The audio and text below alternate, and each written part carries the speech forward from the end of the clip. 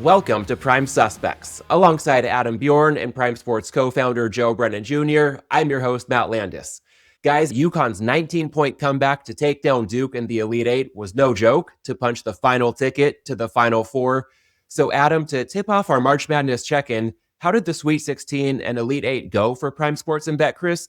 And just how big of a swing was that UConn comeback?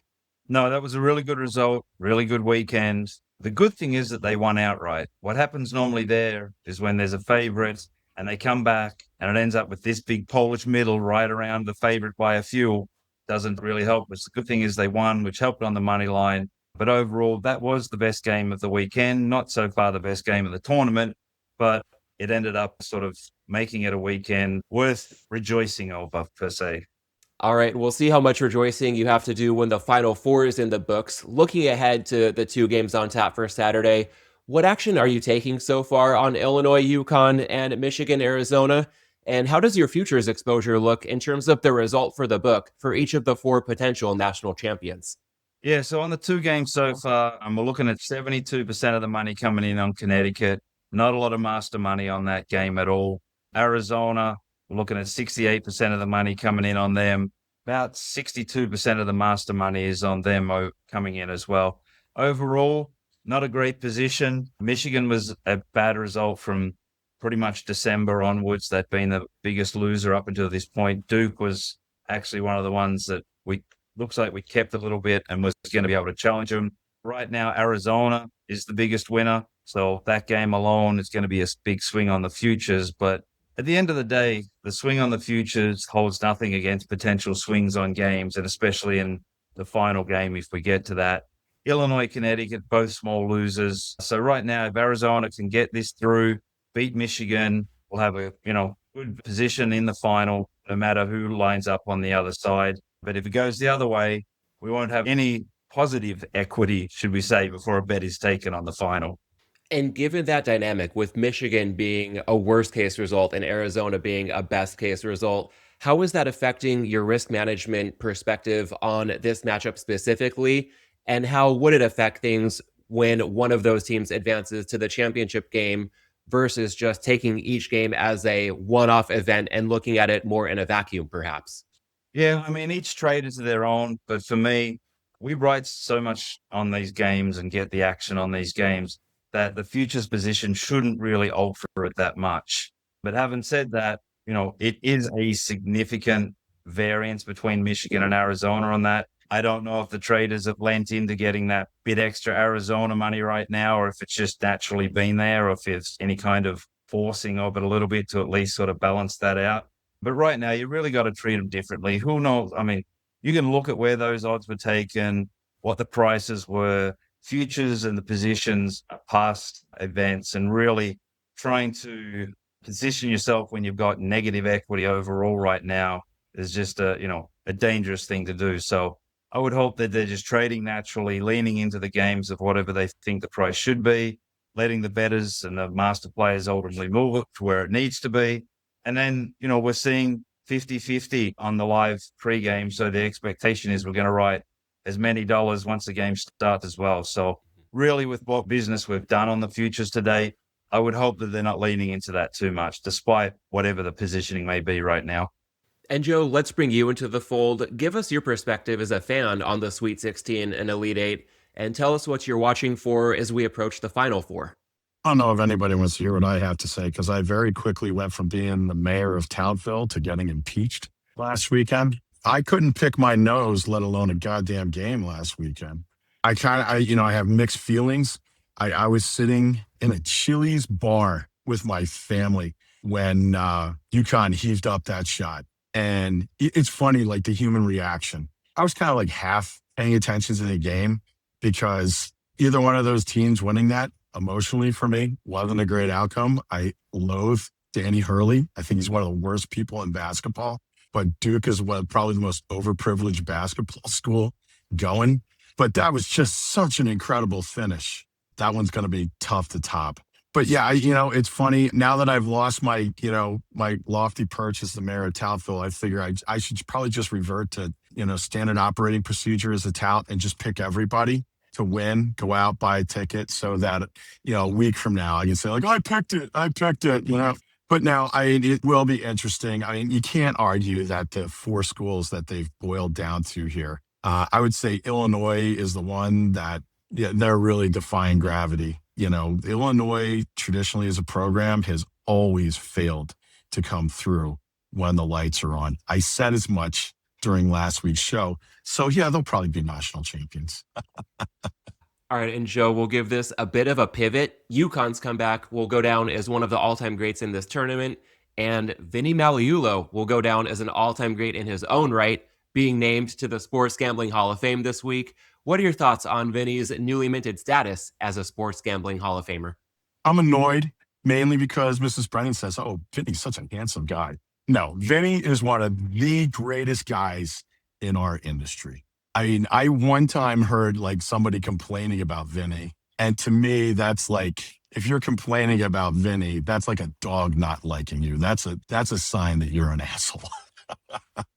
He's seriously one of the greatest guys. He's been around forever. He's as old as the soil. But I think this is the thing that we lose because of the business being digital is guys like him. And then that whole cast of characters that they have down there at South Point, with Chris Andrews and everybody. Those guys, they're like a time capsule about this is what American sports betting was, should be. And, I can't be happier for the guy. He's absolutely one of the nicest guys. I'm so happy that he's a friend. I'm really looking forward to seeing him get inducted. The interesting thing is he usually MCs these type of ceremonies. So watching him get inducted is going to be a kind of a change of speed for Vinny. Well, from the Sports Gambling Hall of Fame in Las Vegas to the sport that houses its Hall of Fame in Cooperstown and a baseball check-in 1 week into the season, starting with a new betting product this season, DraftKings last week announced DraftKings Replay, a new wagering product based on historical Major League Baseball games, allowing bettors to wager on anonymized plate appearances from past seasons per SBC Americas. And while the product is currently only live in Oregon, DraftKings has its sights set on expansion to additional markets. So Adam, wanted to get your thoughts on what you think of this as a gaming format and how much appeal you see in hybrid products like DraftKings Replay that merge elements of sports betting and iGaming. Personally, I think it's ingenious. Like with everything that's going on with historical horse racing, and, this has been a product built around greyhounds and harness and that for a long time. When I saw it, I was actually surprised that no one's come up with this before. And now let's get ready for, next drive on the old NFL games and all these different things that will start coming out. I actually got pinged by 3 or 4 people going, what data exists here? What should I be building here? Is this a new space, a new vertical they're going into? Bet Radar and all these kind of third-party things are all out there trying to sell, the animated MLB and virtuals and all those kind of things. But yeah, I think they've probably fallen onto a little nugget here where historically a lot of people like watching the real stuff. And if there's an ability where they can micro bet and fast time real things like this, it's actually a potentially strong product, I think, for what they're building out there. And Joe, what's your initial read on DraftKings Replay? I don't think they're very original because, to be honest with you, at Sport AD, we built something like this back during COVID for baseball, basketball, and other sports. It was a head-to-head virtual fantasy game using 20 years of player historical matchups and in-game data. So it's something that, and we built it, not we, our dev team built it in less than a month. It's something that, for a while there during COVID, when people were betting on, people playing Madden online or something like that, we actually did some stuff with it. I guess maybe we should have stuck with it instead of just going back to live games when the COVID lockouts subsided. I do kind of wonder about this. It's incredibly high velocity. So if you want action, that this is something that obviously can keep your interest. It's interesting that they made that announcement at the same time that, Harry Levant and his merry band of former tobacco warriors were getting into court and suing FanDuel, DraftKings, the NFL, and Genius Sports for making the incredibly dangerous product of microgaming, because they seem to primarily object to the velocity of the game. Well, this is wicked high velocity, and it can run 24/7. So you do think it's kind of, well, that's some curious timing announcing a product like this when that kind of thing is facing them there in court. But this is, yeah, games like this have existed, as Adam pointed out. You've had like virtual cricket games, virtual basketball games. The reason why nobody's done baseball is because baseball obviously has a limited global appeal, but now with the U.S. market opening up, it's more of an opportunity. Obviously, to run virtuals, that's something that you need a casino license for. Certainly in New Jersey, that's the requirement for running virtual sports, is not only have a sports license, but to have a casino license as well. So that's a complicating factor. There's no way that you can say that this would fall under just a sports betting license because of the random number generator aspect of it. But, for a low stakes, perhaps fun to play gamble, it's an interesting product, and it'll be interesting to see where they go with it. And then also to see, is this a category where they actually lead, and who may follow them in this regard. And on a more mainstream level, this season has also brought the arrival of the automated ball strike system, also known as ABS. Adam, how are you seeing ABS affecting wagering, or how do you see it affecting wagering, especially live, if there's any impact? Initially, a lot of these replays, what they've brought is a lot of less angry bettors because there is opportunities to check this thing. Now they get angry at the players or whatever else. They're not calling a challenge if they don't have any available. But the brief numbers that I saw, I believe there was about 180 odd calls challenged. About 50% of those were actually overturned. I see these things as the challenge of old school versus new. Let the umps do their jobs. Yes, they're not all perfect. Yes, they make some egregious mistakes, but it's just part of what the game is and part of what the nature of the whole thing is. However, I get the point of you don't want a World Series or some of these things, go the wrong direction based on a really bad call or things like that. So you sort of got to blend in those two worlds. Feedback has been that it's quick and efficient, which is always my main thing when these replay and these technology sort of moves are made. But all the feedback from the players and the bettors standpoint is they like it. So I see it an advancement. Again, there's the old stick in the muds, which I'm kind of 1 foot in, one out of just let the game play, let it happen as is, just let it unfold. But I get some of the, the ability when we have the technologies today to get some of these things actually right. Why not? And again, everyone has the same rules, the same amount of challenges. Let it play out. But so far, the feedback's been actually positive for all the things that we implement and put in place. The bettors and the fans seem to like this one. And Joe, if the 2026 season were a game, we'd still be in the top of the first. So while it's admittedly early, what are your initial thoughts on ABS and what it does for the viewing experience and fan engagement more broadly? I think it's a practical nod to reality because obviously for years, fans have been able to see, because of the broadcast, they've been able to go back and see reviews of calls ad infinitum. And so this is just a need to address reality for Major League Baseball and being able to address particularly bad ones. I think it's probably a net positive, at least initially. It doesn't seem to be as controversial as, say, like VAR in soccer. It seems to be more in line like Hawkeye with tennis. And there seems to have been just a generally favorable reception to it. But again, the more we rely on technology to try and make the game foolproof, or at least error-proof, the more we realize there's an awful lot of error in it. And some of these things, even when you add the technology, even when you add the Hawkeyes or ABSs and VAR, there's still not, sometimes the margins, they're just so hair thin. So it's far too early to, guess at what the long-term trend's going to be. But will it turn out to be like Hawkeye, or is it going to turn out to be all of like the incessant reviews that you see in basketball, that you see in the NFL? I mean, that's one thing that was really killing the action over the weekend and the NCAA basketball tournament was all the video reviews for calls and things like that. It just really broke up the game. I'm not quite like the old guy shouting at clouds saying like, oh, it's part of the game. It was part of the game. Technology has changed virtually every sport out there. We have to embrace it. But at the same time, let's not turn this into America's favorite real pastime, which seems to be litigation. And let's not litigate every pitch. Let's not litigate every shot, every play. and let's develop a flow to this. And all the people who are now, after this initial experiment, calling for full automation and just eliminating the umps, look, I don't know what I love more, a well-called game and accuracy, or at least having somebody in black to blame it on when the fills do absolutely shitty. I think the game would lose something if we didn't have like a third party to blame our woes on.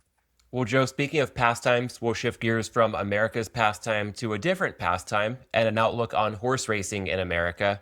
In the last week, both FanDuel and DraftKings have announced plans to sunset horse racing products, with FanDuel winding down FanDuel TV, formerly TVG, with 60% of employees to be cut after this year's Triple Crown, and DraftKings shutting down its standalone racing product, DraftKings Horse, and migrating it into the new DraftKings Super app.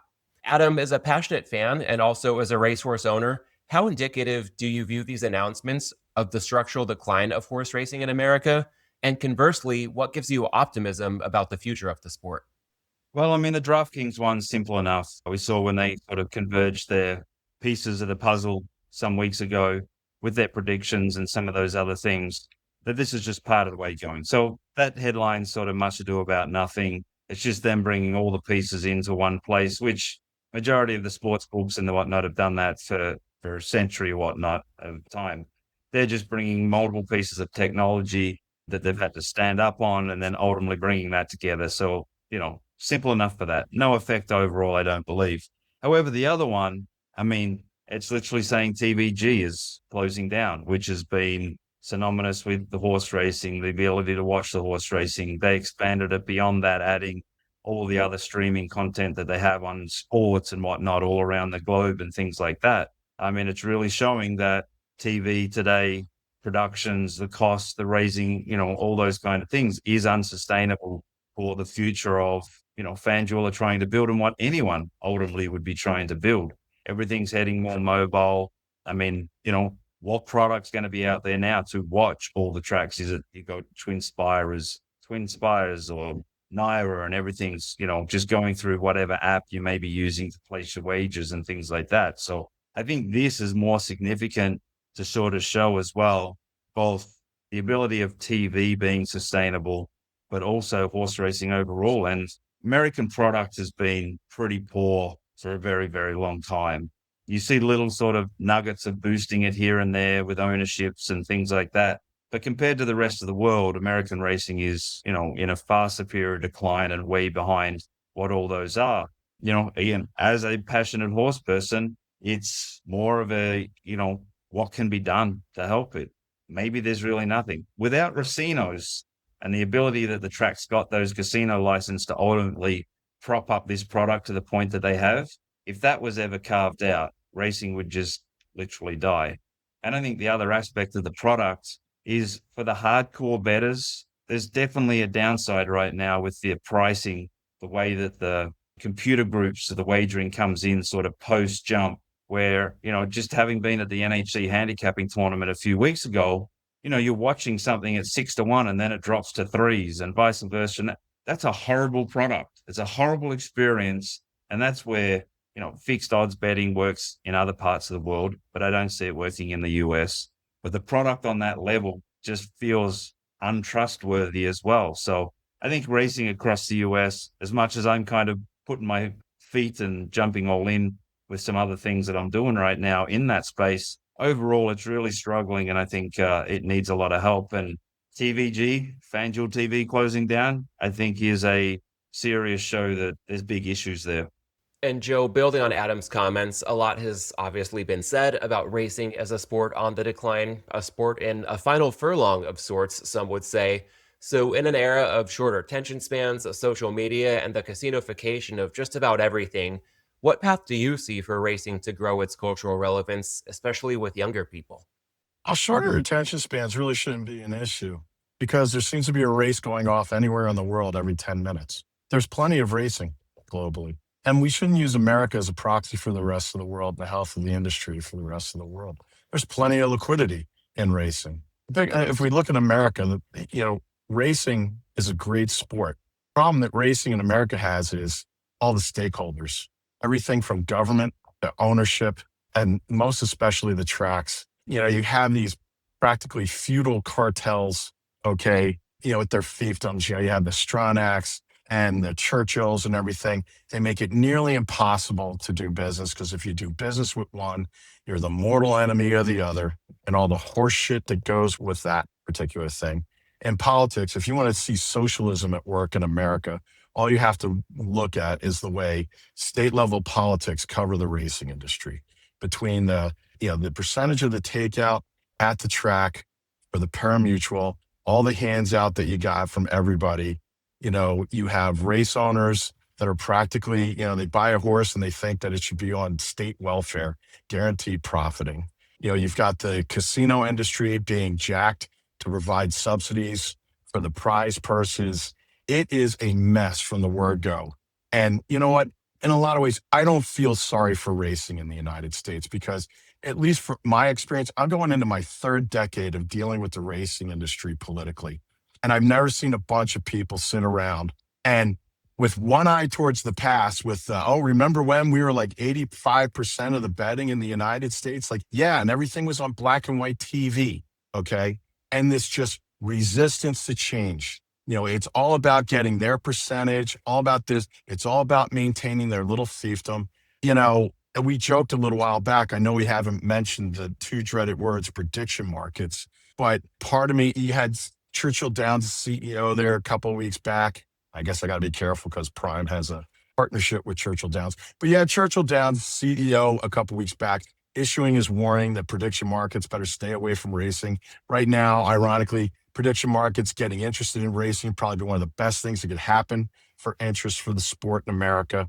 I mean, there's racing every day, but there's probably too many tracks. In a lot of ways, I look at it, racing the same way I look at another sport that was popular in the 19th century and the early 20th century, and that's boxing. Boxing's declined. There's only a handful of really great fights every year that are worth paying attention to, but there's boxing every day. If you want to watch boxing, it's the same thing with racing. When you look at the fact that right now racing has its season, which is the Triple Crown, which they get the attention of most of America. And that way it's a bit like the Olympics. There's plenty of track and field. There's plenty of fencing. There's plenty of gymnastics. There's plenty of figure skating the rest of the year. The only time people pay attention is when it's the Olympics, and you got to capitalize on that. Racing has to capitalize on creating an audience through the Triple Crown. They're still not doing a good job of delivering that product on TV. I think the decline of FanDuel TV is disappointing in that they were all about like loading up racing. You could feel that there was a new race every 5-10 minutes because they were loading it up. You go to NBC and the way that they cover the Triple Crown, it's 6 to 9 hours of watching people in bad hats in public drunkenness. People you don't know talk about one race that's going to last a minute and a half, and they talk about it for 9 hours. That's not going to interest people. So, racing itself, it is a beautiful sport that I love, and I think it's in better shape in other parts of the world. But in America, until all the stakeholders decide, you know what, it isn't working, we have to let go of our 19th, 20th century models and change, or else, you're going to choke this into non-existent. And unless they do that, we'll be watching Hong Kong Jockey Club and Ascot instead of watching anything going on here in the United States other than the Triple Crown. And on that note, we'll hit our home stretch, wrapping up with a final look at the Final Four. A fast break around the horn, guys. Consider this a jump ball for your Final Four picks and an updated national championship pick. Well, I already said, as the former mayor of Toutville, I'm picking everybody. If I'm going to stay consistent to my mayor of Toutville platform, I should ride the Fighting Illini of Illinois, since they're the dog in all of this. And since I also spoke so much shit about them, about how they can't turn it on when the lights are on. So, of course, they'll probably be national champions. So, Fighting Illini, national champions. All right, Joe going with the underdogs. I'm going to go hard the other way. UConn over Illinois, Arizona over Michigan, sticking with my original national champion and almost the original matchup, the Arizona Wildcats over the East Region winner. Adam, how do you see the Final Four and national title game shaking out? So I have no idea what I picked at the beginning. Can't recall it. And considering I'm probably going to get on a plane on Saturday and head to Michigan, I'll be up there for the week and the game. So, go Michigan. I think UConn might have just burst their bubble with that comeback. So Illinois, Michigan, and Michigan being the winner. All right, sounds like I'm on a bit of an island here. Don't like that going up against the two of you, but we'll see how it all nets out in just a few days here. And we'll wrap up on that note.